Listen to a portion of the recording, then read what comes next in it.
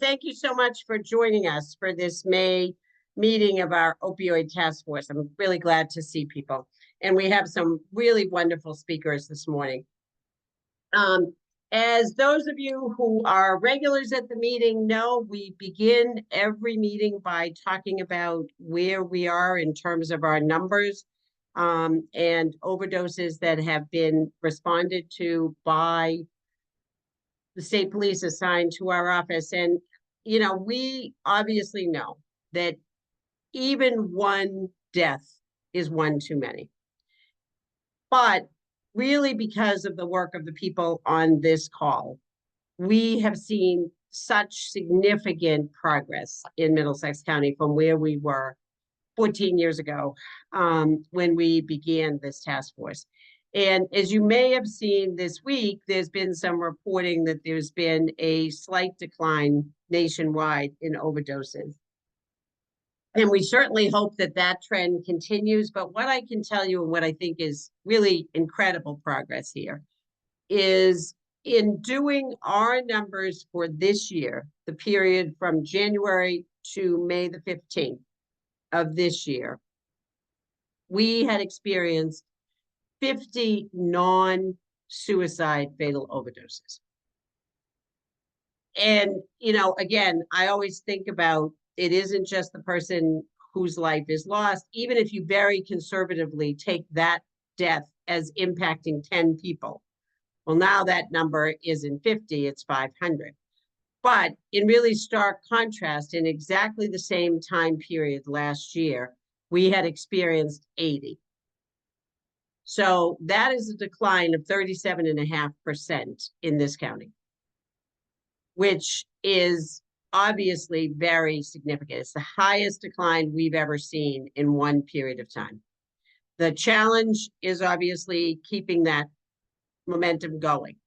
But it really is, I know sometimes for all of you who are in the front lines doing this, it feels like you're not making a lot of progress, but that is incredible progress. And I remind people, one of the things we learned with this task force was what a long runway there was to getting to progress.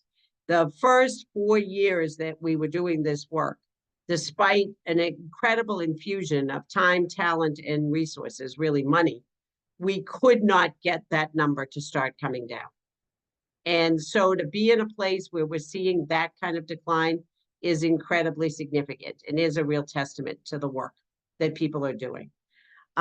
So I think that's real progress. I will say what is more concerning is that, and it's a recognition as well, that this month, May, is Mental Health Awareness Month, that last year, during that same time period, essentially the first half of the year, the January to the end of May, we experienced 5 opioid deaths that were suicides, where someone died by suicide. And remember, we only call it when that is incredibly clear, when there is actually a note, when somebody has made clear statements. We err on the side of making it an accidental overdose. And this year, in that same time period, that number has climbed to 8. Well, actually, we had one today, so it's climbed to 9. So that is almost a doubling of that number. And it just really reminds us of the need to continue to raise awareness, to really destigmatize getting help for mental health issues, as well as for substance use disorder, and the resources that are out there. One of the things we've been talking about a lot in sort of the policy meetings in the last few weeks is how many resources are out there that essentially are being underused. And I think that is in part stigma, and it's in part a lack of awareness. So we're going to really be shifting a focus to thinking about, number one, there should never be a lack of awareness. And then obviously starting to work on the stigma. Many of you may have seen that, as I mentioned, the New York Times last week reported the slight decline that's happening nationwide. But the researchers at the National Center for Health Statistics conducted that review. And although they could not say with any certainty what the reasons were for the decline, they did note that during 2023, 22 million doses of Narcan were distributed across the United States and Canada, and that the use of fentanyl testing strips had climbed very dramatically as well. So we are continuing. I was at the Drug Story Theater, which some of you may be familiar with this week. Again, just delivering a massive amounts of Narcan and distributing it. They were meeting yesterday, all of the public health folks across the county, just putting out a ton of that. And both, I remind everybody, both as to the fentanyl and the xylazine strips, excuse me, we are buying massive amounts of those. I am happy to make those available to anybody who wants them. I don't want them in the cabinet. So please, if you have a place where you can give that out, let us know. We're happy to give it to you. The other area of concern, though, the flip side of that, noted in that report, was that what was climbing, although the numbers from opioids were going down, what was going up were deaths from stimulants. And those include things like meth and cocaine, that those numbers were increasing. And the problem for that is there's no approved reversal agent for the stimulants in the way that Narcan is for opioids. There is no reversal. And there's really a lack of options for treating addiction to stimulants.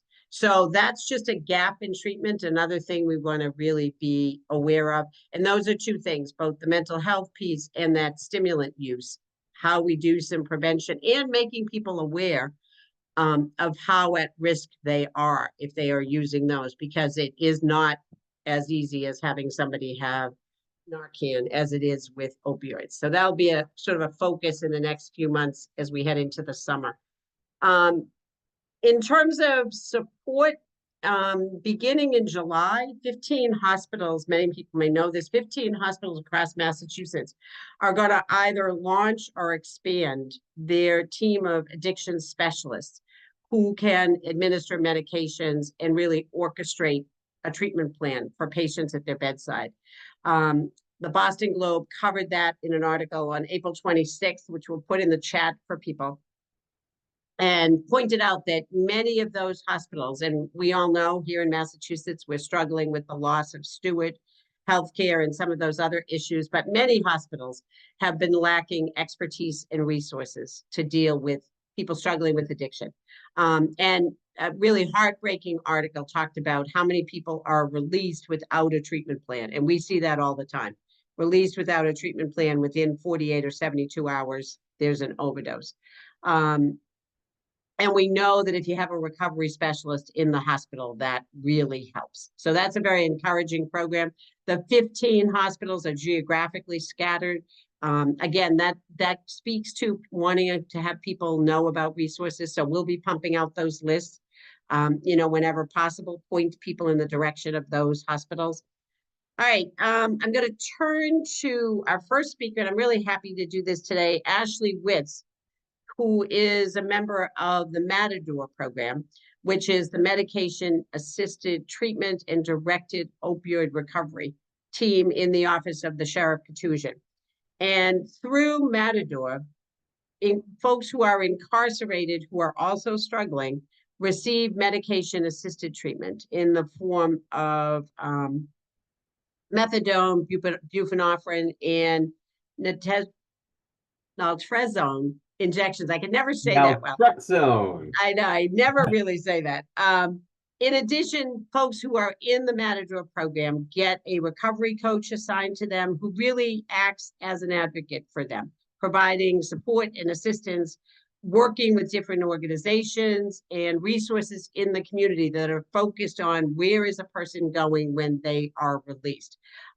It seems a long time ago when we were talking about places of incarceration that would not do methadone. We are fortunate here in Middlesex. The sheriff has always taken a pretty progressive approach towards that, allowing that to happen and then creating this program. So Ashley, I'm happy to welcome you here this morning to talk about that.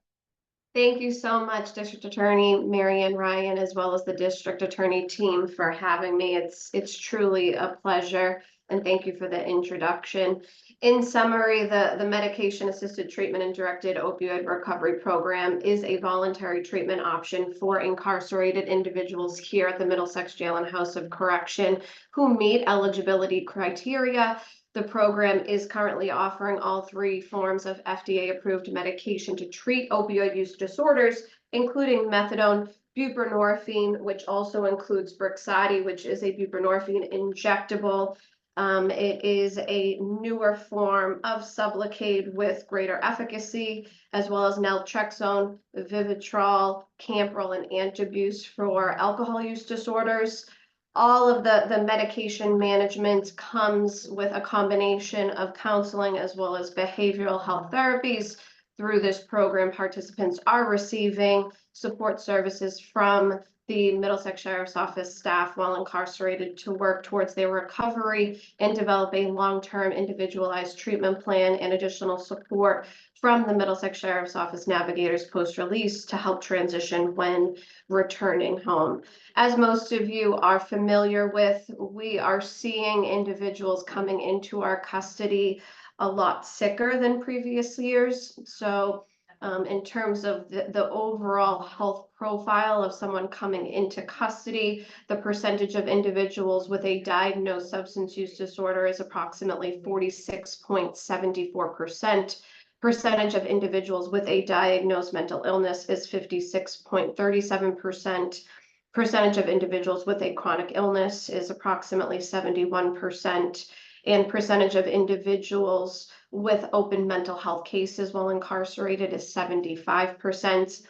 Percentage of individuals with a chronic illness and substance use disorder co-occurring is 64%. Individuals with both a substance use disorder and mental illness co-occurring is approximately 92%. And just to give you a little bit of the history of medication for an opioid use disorder. So Matador 1.0 is how we reference it. This first originated in 2013 when we started with Vivitrol. We found at that point that we were really lacking that community linkage. And that is when we added navigators and dedicated staff in 2015. And then September 1st, 2019 is when we expanded to offer methadone and Suboxone through a 4-year pilot program. And now the pilot program actually was over in September 2024. So now per one of the laws in the state of Massachusetts, we are now offering all 3 forms of MLUD. A breakdown in terms of how this works when someone comes into custody. Everyone who enters our custody goes through a medical intake screening with our nursing staff. There is a screening that takes place while meeting with them, and there's a section solely dedicated to medication-assisted treatment for MLUD as well as AUD.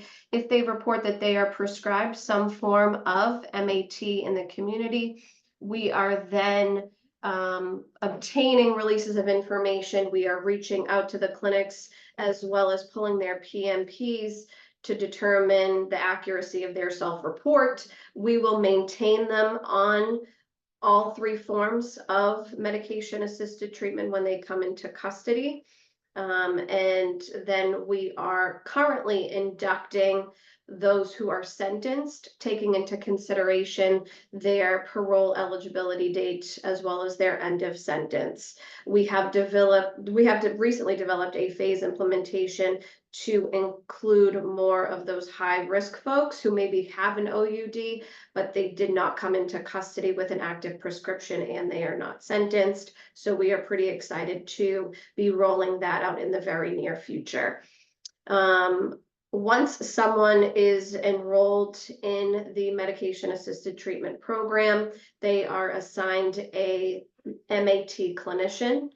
A full biopsychosocial assessment is then obtained, and a treatment and discharge plan is created. We always want to be talking about discharge planning with this population because we want to make sure that they're leaving our custody with a viable discharge plan in place.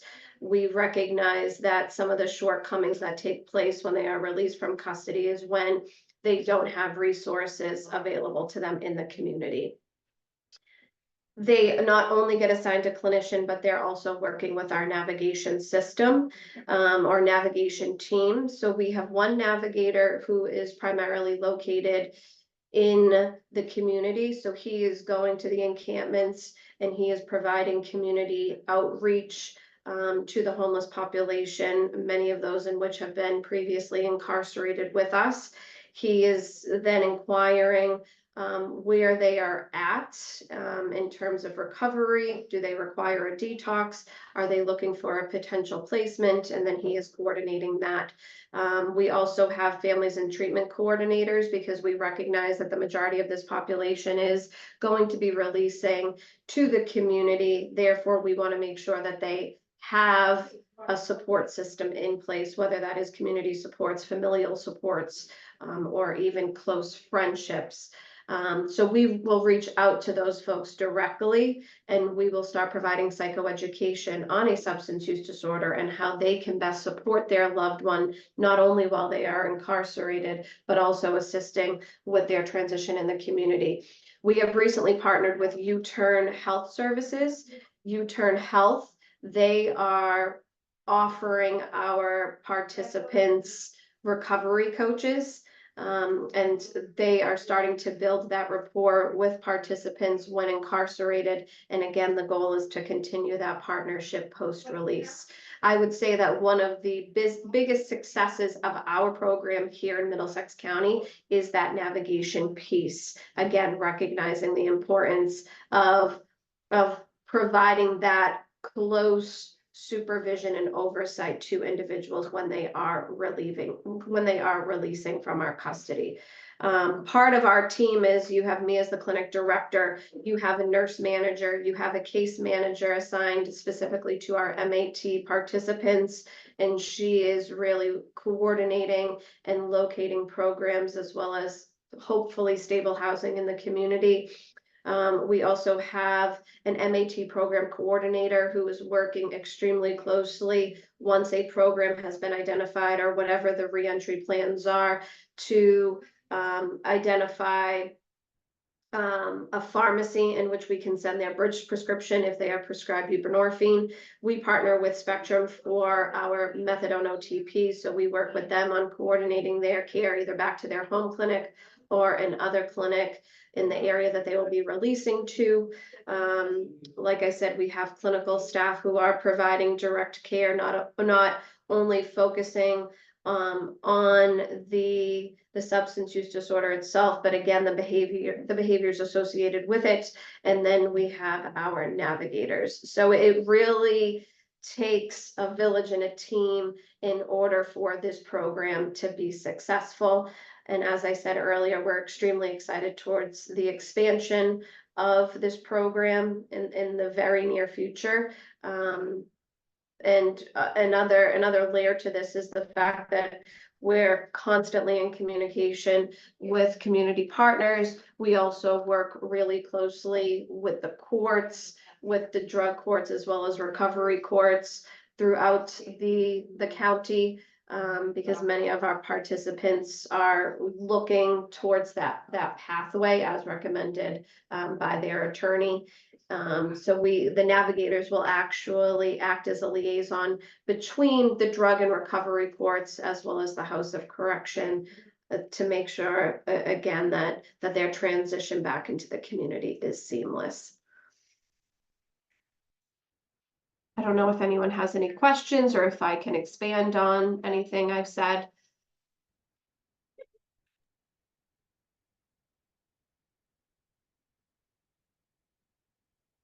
Yes, Alice. Thank you. So Ashley, data on recidivism, I thought maybe that you had some of that. Did you touch on that a I little? believe that I do. I apologize. I didn't go, let's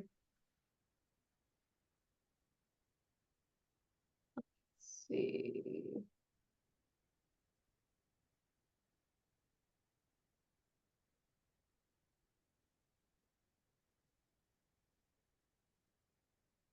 Yeah, so I do have a slide dedicated to recidivism. I think the biggest push from the sheriff's office and Sheriff Katusian in general is that you shouldn't have to come to jail in order to get good treatment. And unfortunately, we see that a lot.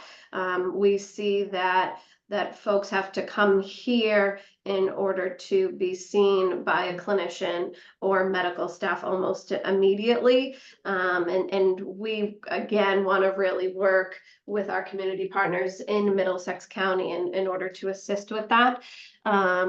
So the impact of programming to recidivism.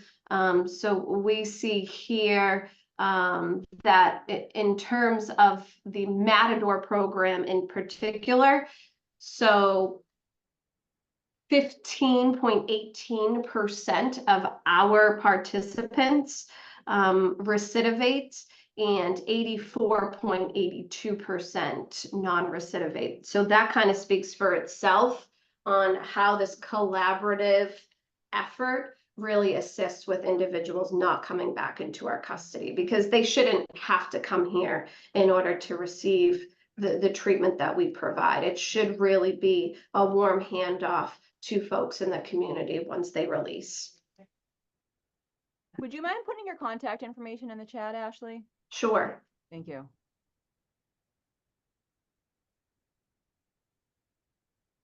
Any other questions, comments? Great. Ashley, thank you so very much. We're grateful to have the sheriff in these programs in our county. So thank you so much. You're welcome. Thank you. Thanks. Our next speaker, Dr. Brian Hurley, is an addiction physician, and he wears a lot of hats. He is the medical director of the Bureau of Substance Abuse Prevention and Control in Los Angeles County's Department of Public Health. He is the president of the American Society of Addiction Medicine and the co-clinical director of the Addiction Treatment Starts Here program through the Center for Clinical Innovation.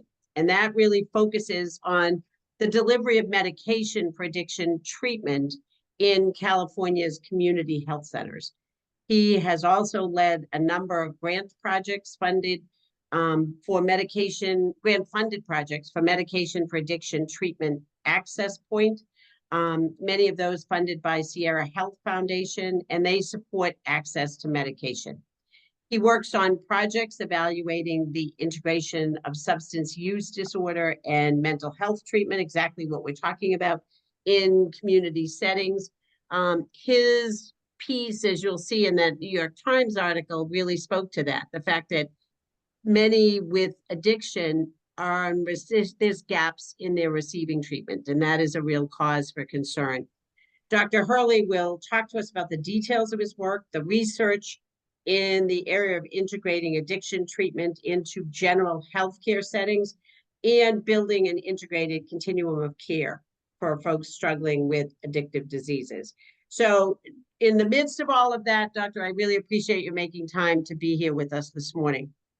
Of course. Is my audio coming through okay? Yes, All yes, right, we great. can hear you. So I'm going to go ahead and I have slides. So I put a link to the slide deck in the chat. There's going to be more detail in these slides than I have time to cover, which is okay, right? It's not, I'd rather leave you with more than less.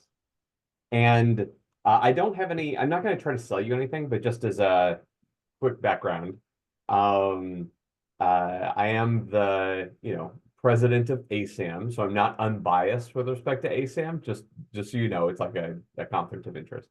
And I'm also a former resident of Middlesex County, so thank you, District Attorney Reining. It's good to be sort of reconnected. Nice to have you back. Yeah, it's good to be back. Good to be back.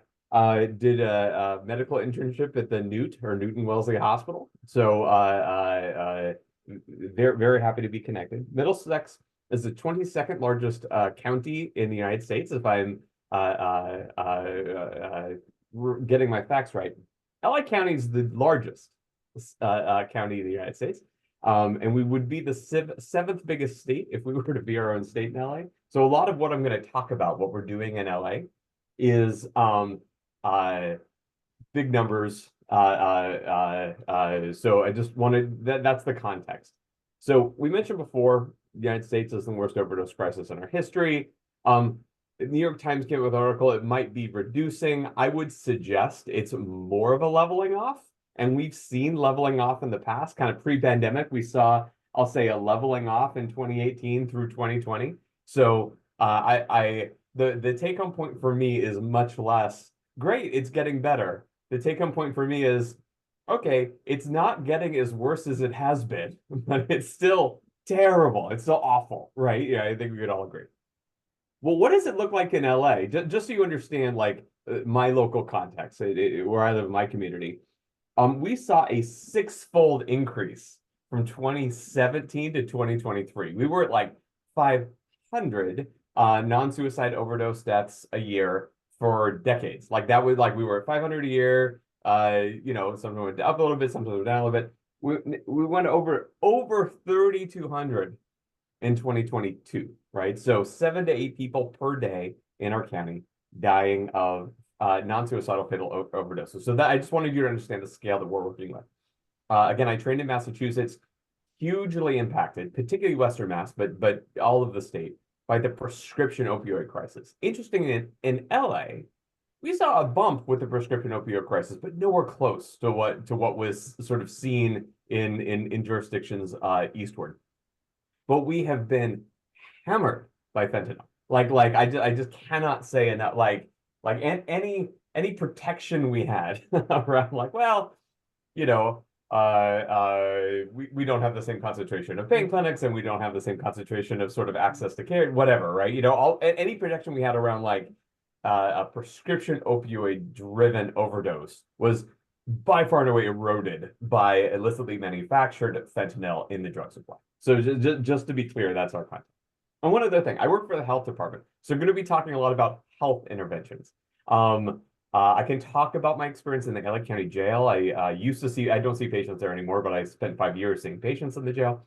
And I can talk about what my colleagues in our correctional health system have worked on, but I don't want to misrepresent, like I'm here with a health department talking about health interventions. So I don't want to misrepresent my perspective.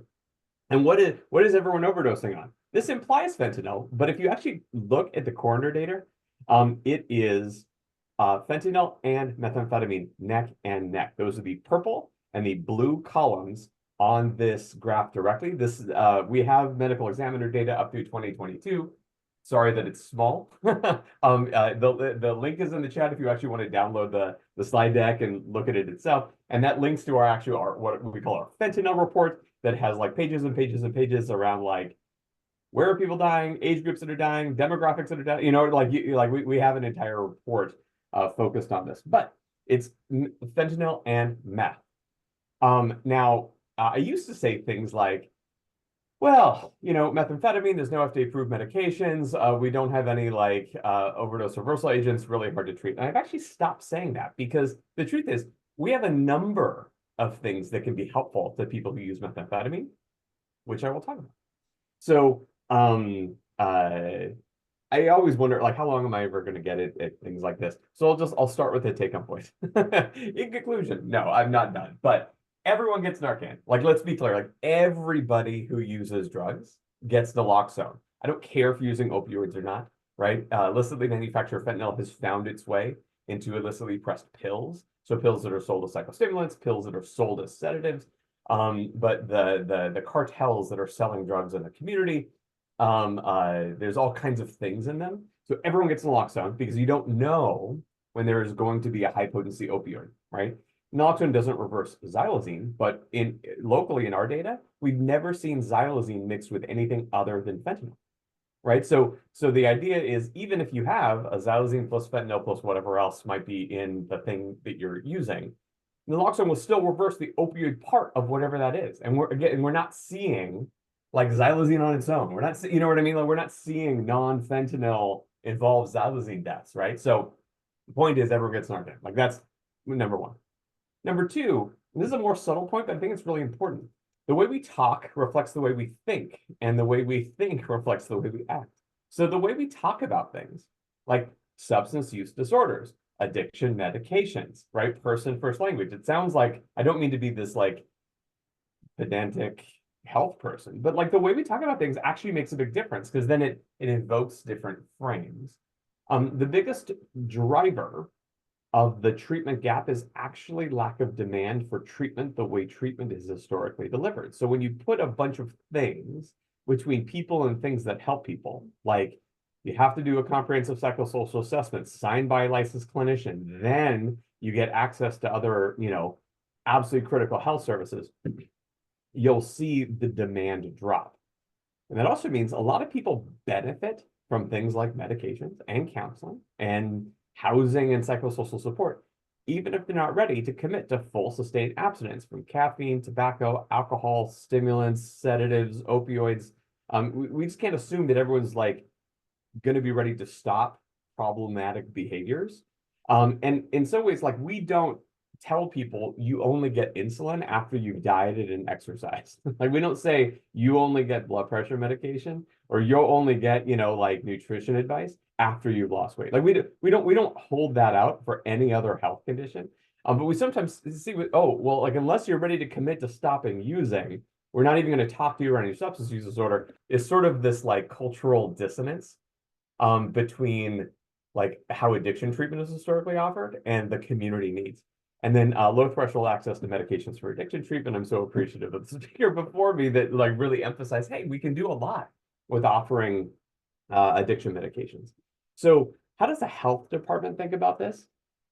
Youth development. How do we support families staying together and supporting people developing, healthy emotional self-regulation skills? And this is like almost has nothing to do with substance use directly and has everything to do with like community health and wellness, right? So youth development and health promotion is a health strategy that can help prevent substance use. It is almost impossible to measure substance use disorders that don't happen because you've done positive youth development. So I'm like, it is a important but very difficult to measure evidence-based strategy. We just want to start there.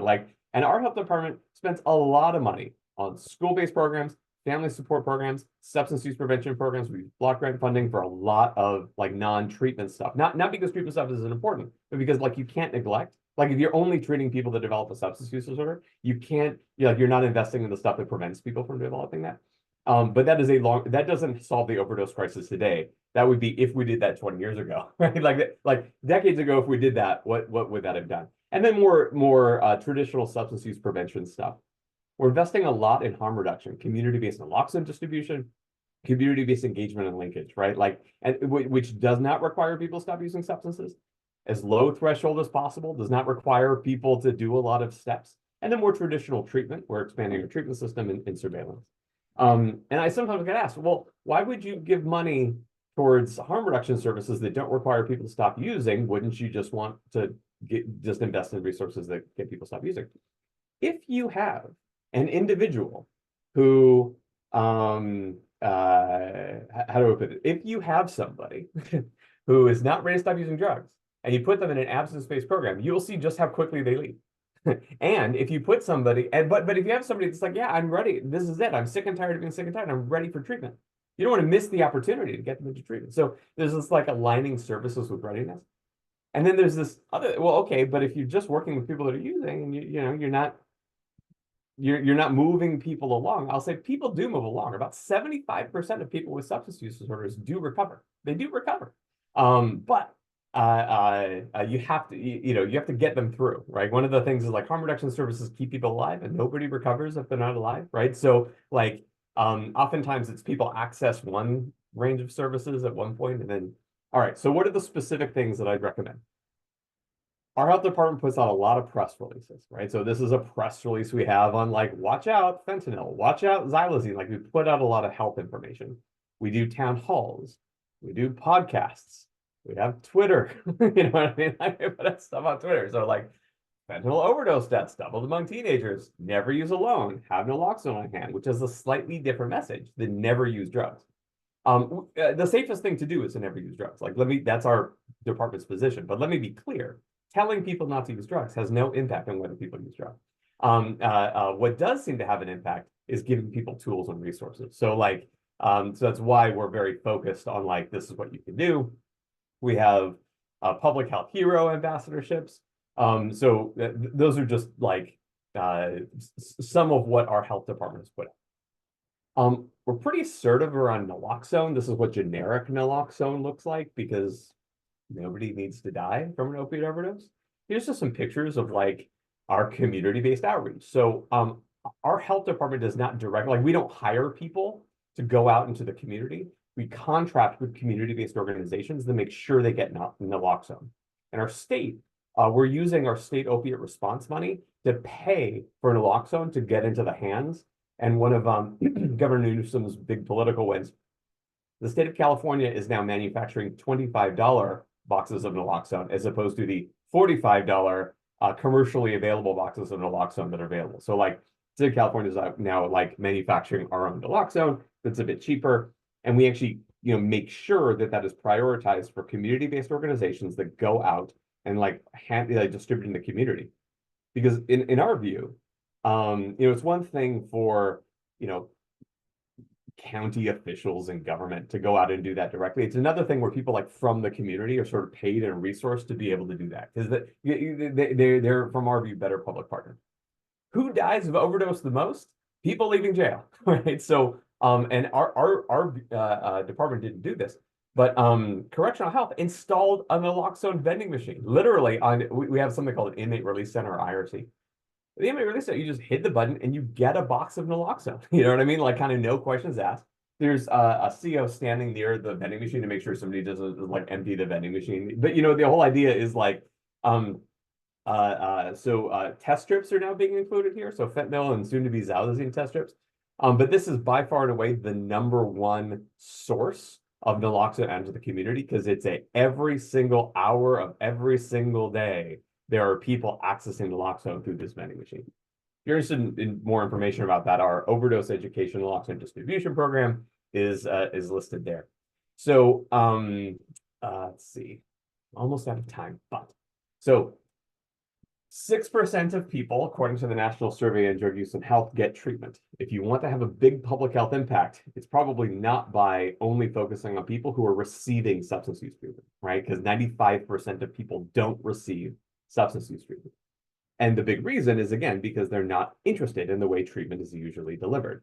So the Surgeon General says, actually, if we really want to do this right, we have to integrate substance use treatment. So like do exactly what we talked about earlier, that every part of our system needs to include addiction treatment, right? Like addiction treatment needs to include meds, medical hospitals, carceral systems, primary care, mental health, at all like we have to offer things proactively to people as opposed to waiting for people to show up because waiting for people to show up fails at 19 out of every 20 times. Just to name what was said earlier, we follow something called a medication first model. People with opioid use disorder receive meds as quickly as possible prior to lengthy assessments. I'm not saying people shouldn't get a comprehensive assessment, but it's sort of like the sequence is if the diagnosis is spread, like somebody has problem with opioid use, then they get meds for OUD and then they'll get an assessment. Like, you know what I mean? Like the sequence of things front loads the meds. And one of the big reasons that we like front load meds is because it reduces mortality. You want to save people's lives, right? That's the big driver. A couple other things that I might elevate here. We have a contingency management program. So what are the things that you do around meth? Help support people by using contingency management to reduce their methamphetamine use. Essentially, you're giving people a recovery incentive if they provide a urine that's negative for stimulants.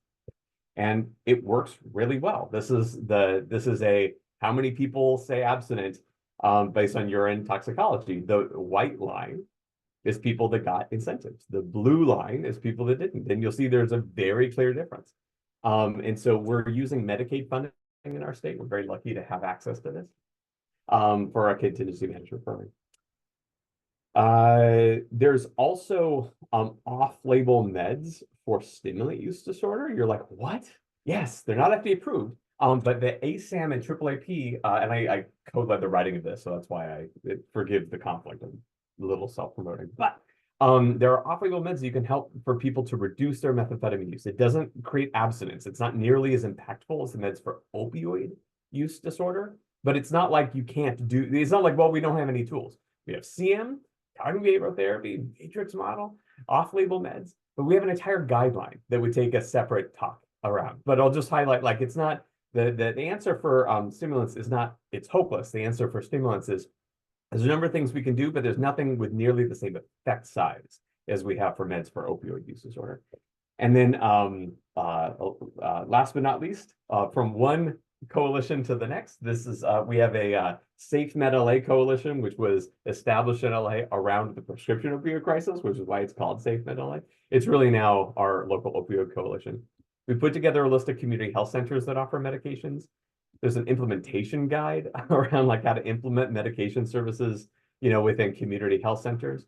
And the bureau I work for is very focused on innovation, access, and quality. We see roughly 50,000 unique patients a year, a contract with a prevention network, treatment network, harm reduction network, and recovery support network, all of which is through a Recover LA mobile app. So in summary, everybody gets Narcan, language matters. The lack of demand for treatment exceeds the lack of supply. That's why we have a big treatment gap. And don't forget to offer meds, particularly for opioid use disorder, as quickly as possible. So predicting, hey, what's your contact information? This is my name, this is my email. And my conflict of interest really is kicking in now. Come to the addiction medicine meeting in Denver this coming April. Come to the California Society of Addiction Medicine meeting this coming August. And then the addiction psychiatry meeting is going to be in Florida in November. So I think with that, I'm a little over time, but I'm very, very appreciative of the graciousness shown to me by the leaders of this task force. Any questions before I turn it over? Dr. Hurley, that was great. Anyone have any questions? I'm just trying to scan my screen. I don't see anyone with their hand up, but that's okay. Okay, just give it just a second.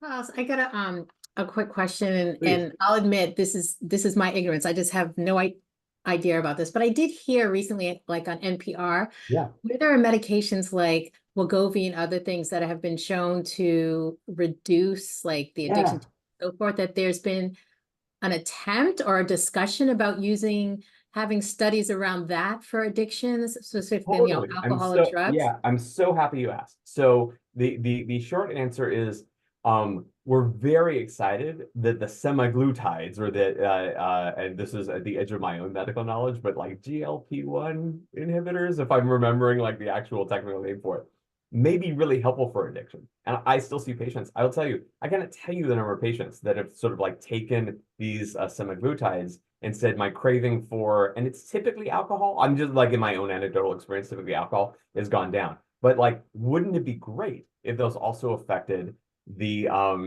people's craving for other drugs? There's one like published trial that I've read on semaglutide for alcohol use disorder that was negative. They showed that it didn't seem to separate from placebo. But part of that was that trial wasn't really they needed to get to a bigger number in order to see whether the effect was significant.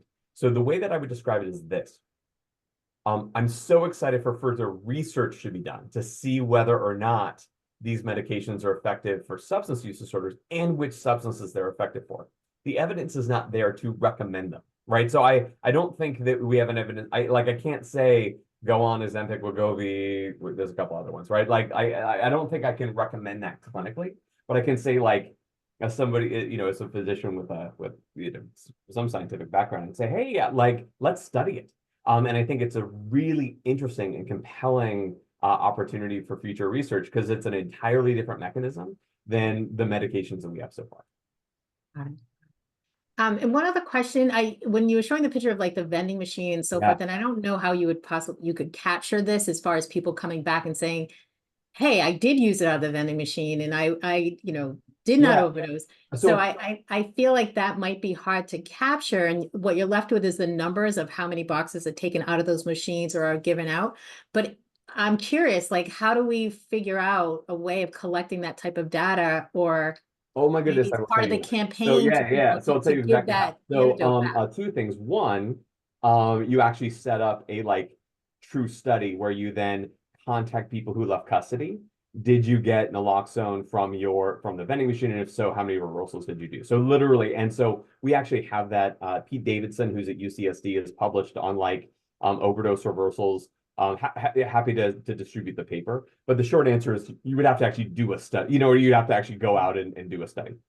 Our harm reductions for service programs that actually like distribute Narcan in the community, one of our requirements is when they hand out Narcan, that they ask everybody they're handing Narcan to, how many reversals did you do since the last time you got Narcan? So we capture, I'll say it, some information. And by the way, like, we're agnostic to where they got the Narcan from. We're less interested in like, well, did you get it from the vending machine? What you handed to? Did you buy it? Whatever, right? Like, but how many reversals did you do? So we have a count based on conversations with harm reduction and service program recipients of how many reversals are being reported.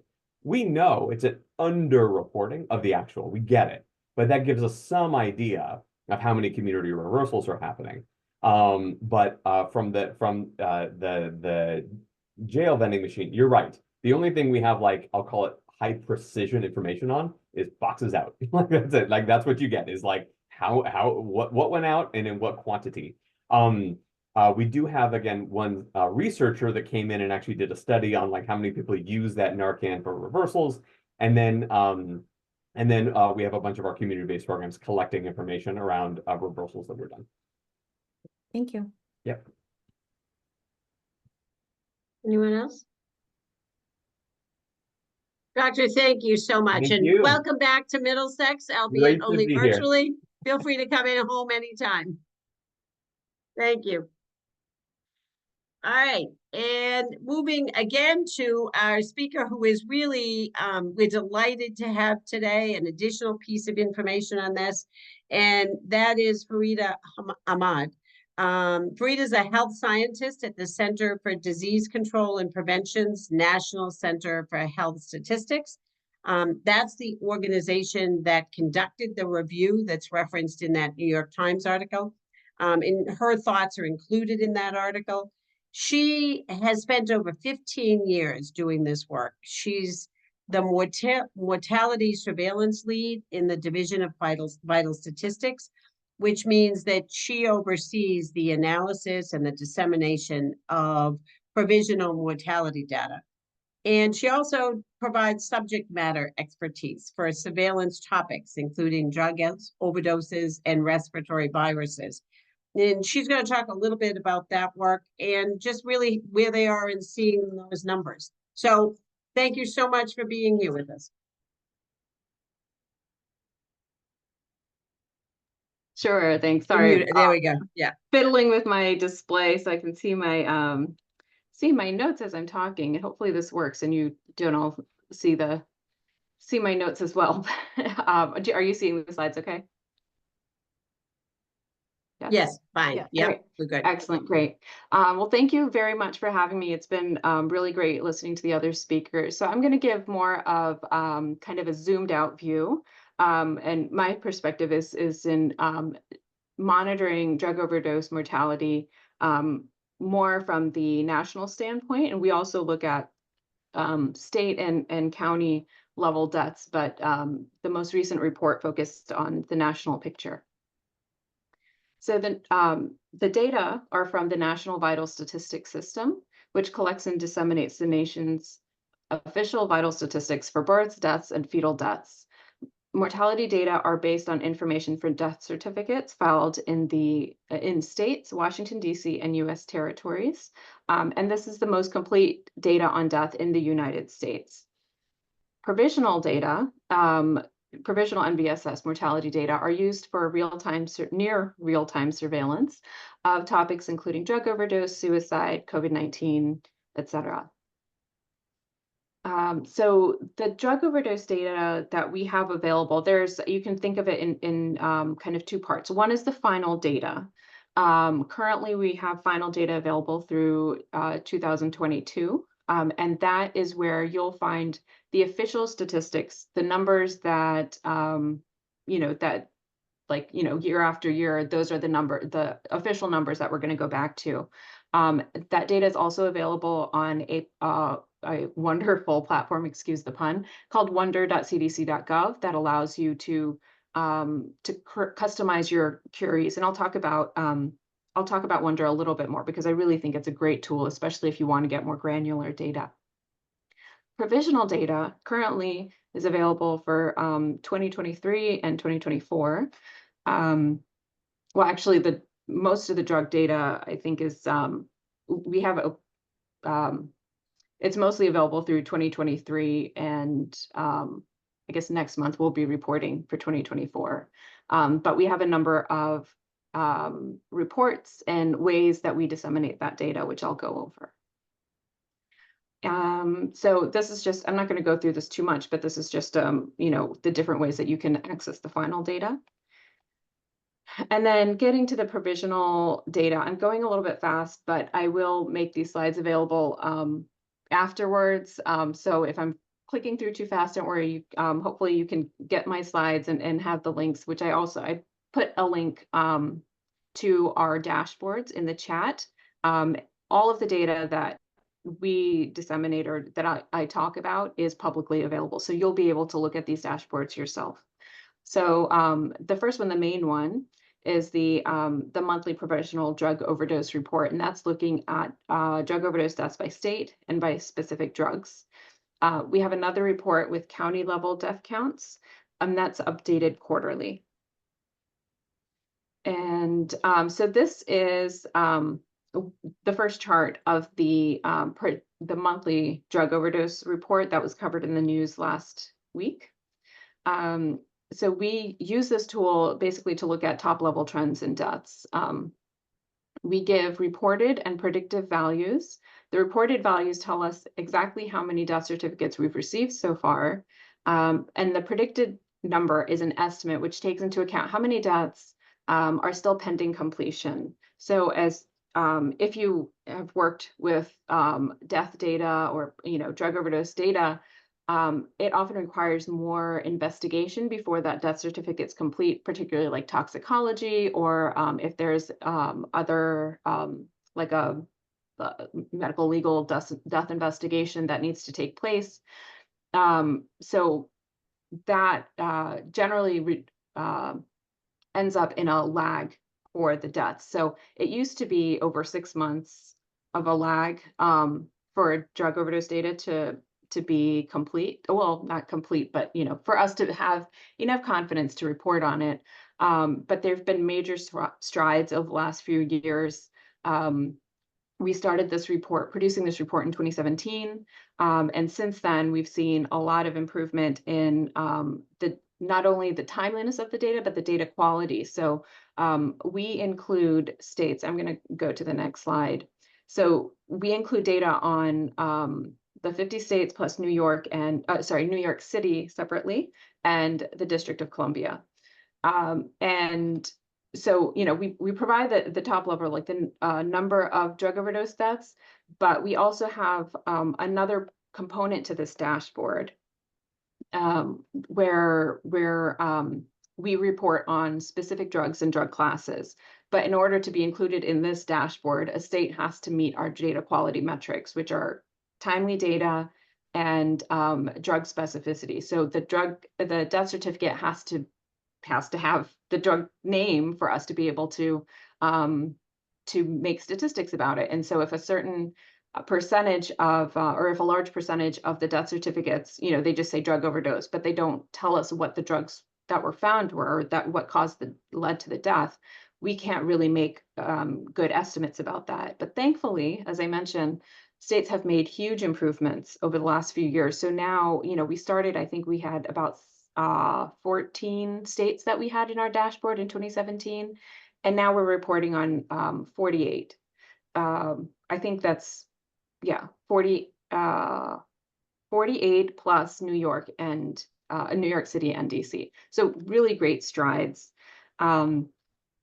And I'm not going to go over the specific numbers. You can see that if you go to the dashboard, you're able to hover over any of these little bubbles. And just to clarify, so the bubbles are the predicted value which takes into account how many deaths, you know, we know that are that we're expecting to receive based on the number of unresolved deaths or pending investigation. And then the black line, the solid line, is the reported value. So you can hover over these and see the actual numbers if you want to go back.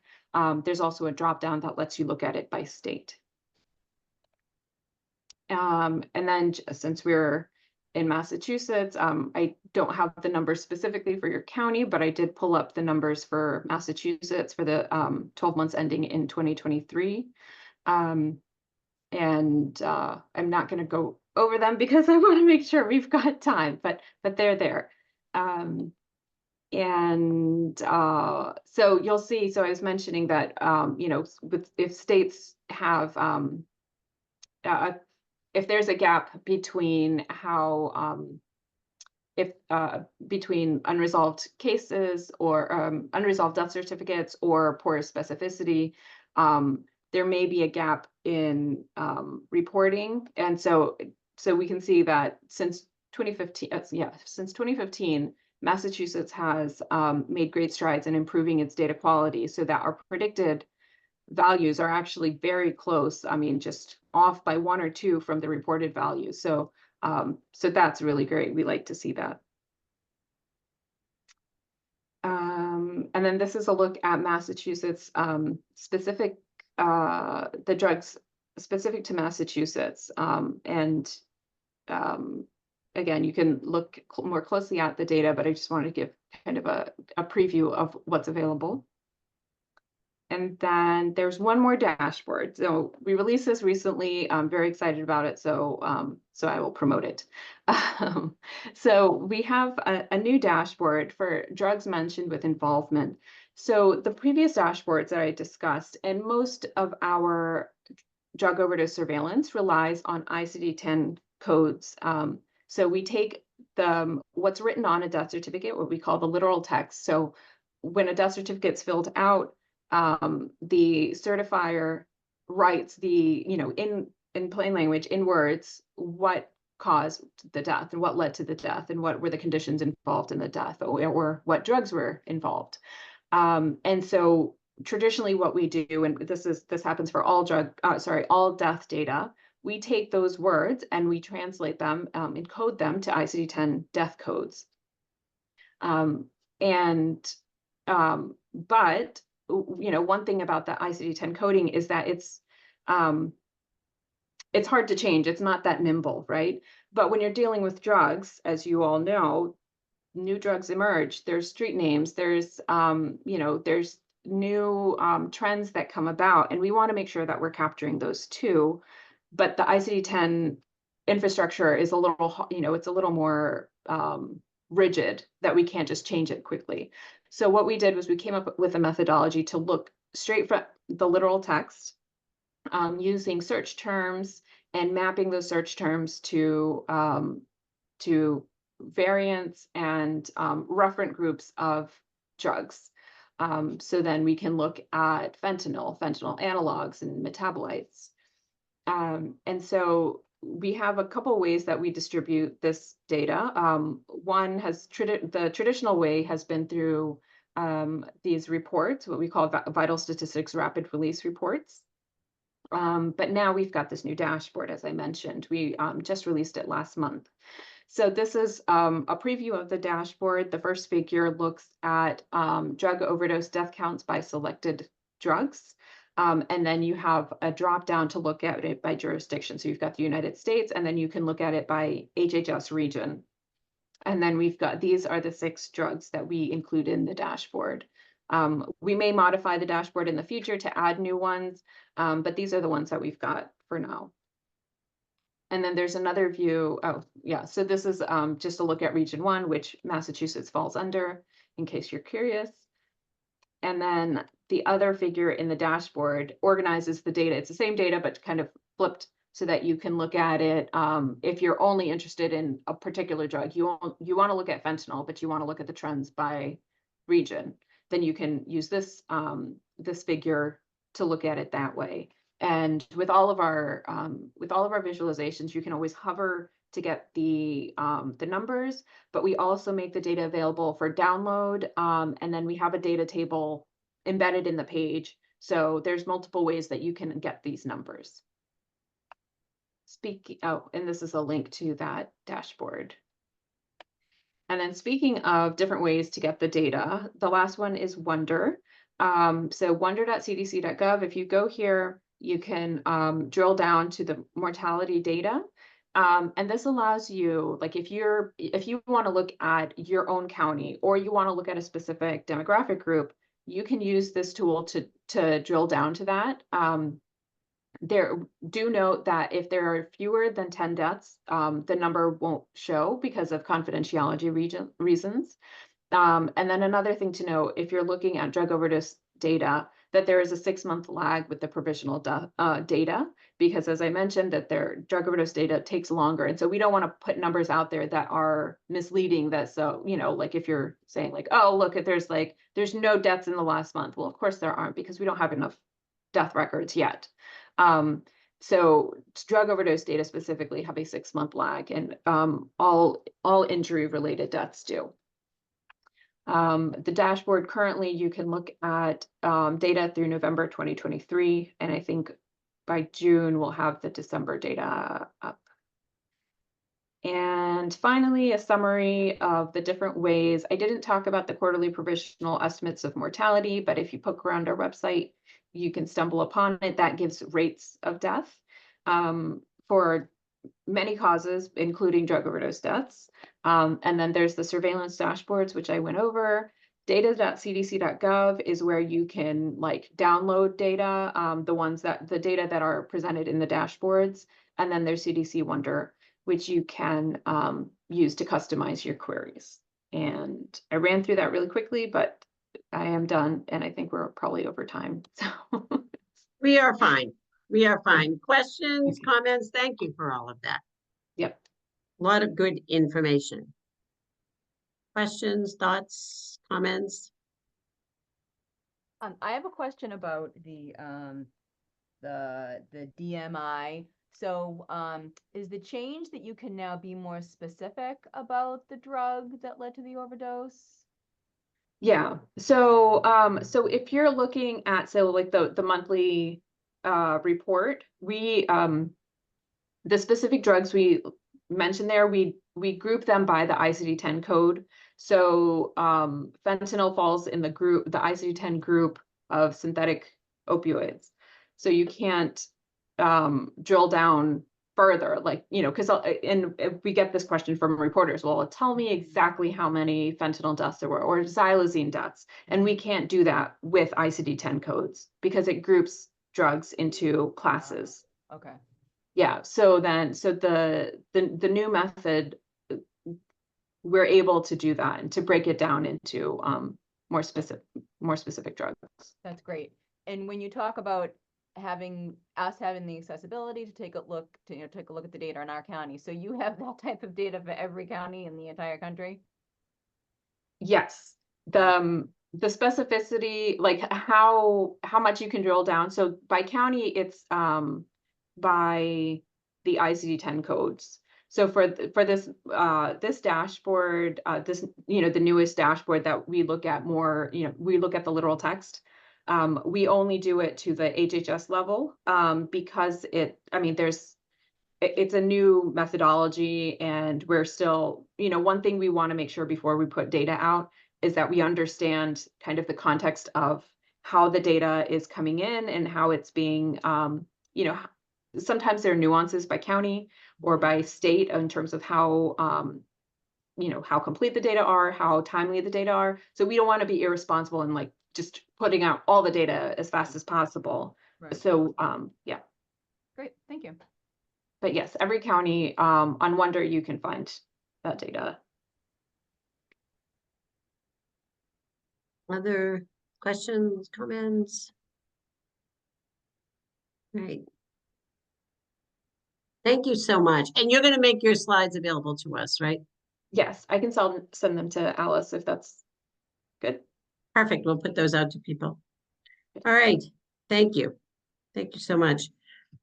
Thank you all for being here. Before we break, anybody have anything they want to promote, tell us about, anything you're doing?